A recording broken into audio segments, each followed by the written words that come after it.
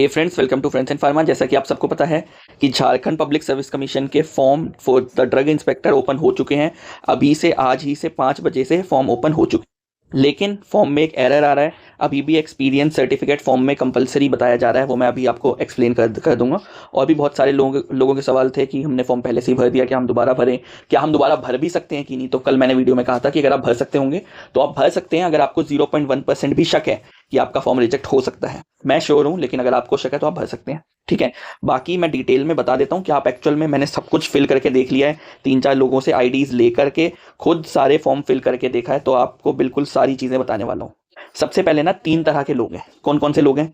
एक वो लोग हैं जिन्होंने पहले ही फॉर्म फिल कर दिया है और पैसे भी पे कर दिए हैं, ठीक है। तो अब वो फिजिकल डॉक्यूमेंट भेजे या ना भेजे, दोनों इसी कैटेगरी में आते हैं। यानी कि आपने फिजिकल डॉक्यूमेंट भेज दिए तो भी आप इसी कैटेगरी में हैं, फिजिकल डॉक्यूमेंट नहीं भेजे हैं तो भी आप इसी कैटेगरी में हैं कि आपने फॉर्म भर दिया है, ऑनलाइन फीस पे कर दी है, ठीक है। अगर आप फॉर्म भरने के लिए लॉगिन करेंगे अपना, ठीक है, और फॉर्म में जाएंगे दोबारा अप्लाई करने के लिए, तो ये शो करेगा, क्या शो करेगा कि you have already applied for this post, duplicate applications are not allowed, ठीक है। तो पहली बात समझे कि आप ये वाले ओटीआर से, जो भी आपने ये ओटीआर नंबर बना रखा है, इससे दोबारा फॉर्म सबमिट नहीं कर सकते। पहली चीज क्लियर हो गई।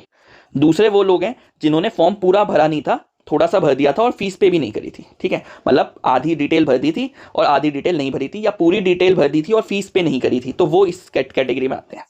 उनका क्या है, आप दोबारा लॉगिन करेंगे, सेम वैसे ही आपकी इस टाइप से आईडी खुल जाएगी। दोबारा अप्लाई फॉर द पोस्ट करेंगे, यहाँ पे ड्रग इंस्पेक्टर लिखा हुआ आएगा, इसमें आपको क्लिक हियर फॉर अप्लाई करना है, प्रोसीड करना है। लिखिए, इस टाइप का फॉर्म बना हुआ आ जाएगा। क्योंकि आपने फॉर्म पहले ही भर दिया था तो किसी एक ऑप्शन पे टिक कर रखा होगा आपने, ठीक है। अब इशू क्या आ रहा है? इशू ये है कि ये डी सिलेक्ट करने का ऑप्शन ही नहीं आ रहा। आप इस पे कितनी भी बार क्लिक कर लो, यहाँ पे क्लिक कर लो, कहीं पर भी क्लिक करके देख लो, ये डी सिलेक्ट होगा ही नहीं।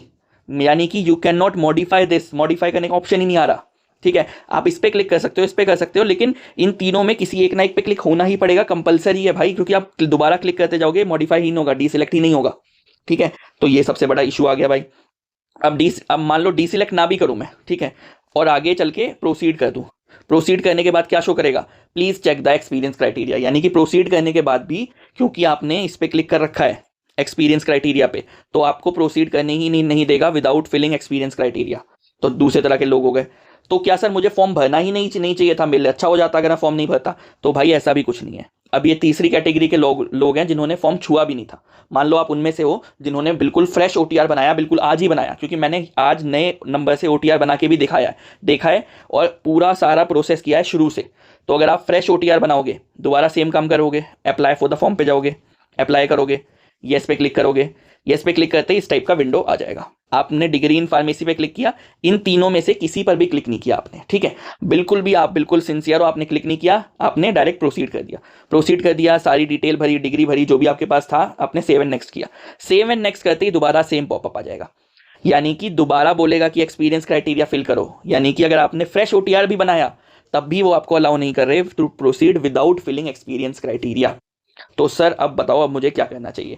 यानी कि आपने फॉर्म फिल कर दिया, फीस पे कर दी, तो भी आप आगे नहीं जा सकते। आपने इनकम्प्लीट फॉर्म फिल किया तो भी आप आगे नहीं जा सकते, और आपने फॉर्म फिल ही नहीं किया है और आप फ्रेश एप्लीकेशन फिल कर रहे हैं तो भी आप आगे नहीं जा सकते। इसका मतलब क्या है? इसका मतलब कि ये एक टेक्निकल ग्लिच आ रखा है, ठीक है। यानी कि अभी तक फॉर्म प्रोसीड करने के लिए अलाउ ही नहीं किया हुआ है। तो आपको याद होगा जब मैंने सबसे पहले ये झारखंड पब्लिक सर्विस कमीशन के बारे में बताया था, तो आपको बोला था मेल लिखने के लिए, और जिन जिन लोगों ने मेल लिखा था उनको पता है कि उनको रिप्लाई आया ही आया है, क्योंकि सबको इंक्लूडिंग मी, मैंने भी मेल लिखा था आपकी तरफ से, तो मुझे भी रिप्लाई आया था। यानी कि Jharkhand public service commission technical matters पे रिप्लाई कर देते हैं। तो क्योंकि ये टेक्निकल इशू है, क्योंकि ऑब्वियसली चलो मान लो आप कंप्लीट फॉर्म वालों को अप्लाई नहीं करने दे रहे, चलो इनकम्प्लीट वालों को भी नहीं करने दे रहे अप्लाई, वैसे करने देंगे, मैं मना नहीं कर रहा नहीं करने देंगे, आई एम जस्ट अज्यूमिंग, ठीक है, कि नहीं करने दे रहे, लेकिन फ्रेश को तो करने देना चाहिए ना, फ्रेश को भी नहीं करने दे रहे। इसका मतलब क्या है? इसका मतलब ये सच में एक टेक्निकल ग्लिच है। तो अब आपको क्या करना है? अब आपको इस टाइप से एक मेल लिखनी है। ये मेल आप पूरी तरह से पढ़ सकते हैं। तो इस मेल में यही लिखा हुआ है कि क्या कहते हैं, फॉर्म प्रोसीड नहीं, मतलब we can not modify the, we are unable to modify the experience criteria in the application form on your portal, ठीक है। तो प्लीज अलाउ करो हमें कि हम लोग इसको मॉडिफाई कर सकें। ये 3 ईमेल आईडीज हैं। इसका ये पूरा का पूरा पीडीएफ, ये जो पूरी स्लाइड है इसका पीडीएफ मेरे टेलीग्राम चैनल पे मिल जाएगा, आप वहां से जाके देख सकते हैं।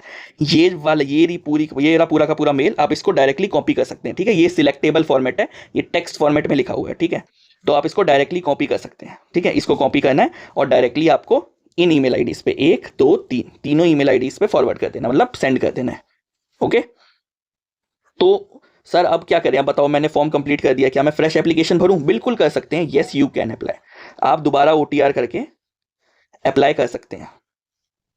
सर लेकिन क्या दोबारा OTR करना पॉसिबल है? हाँ, एक तरीके से पॉसिबल है, अगर आप अपना मोबाइल नंबर और ईमेल आईडी दूसरी डाल दें। मोबाइल नंबर किसी का भी डाल दो फैमिली में से, और ईमेल आईडी एक दोबारा नई बना के डाल दो, तो आप OTR करके दोबारा फ्रेश एप्लीकेशन भर सकते हैं।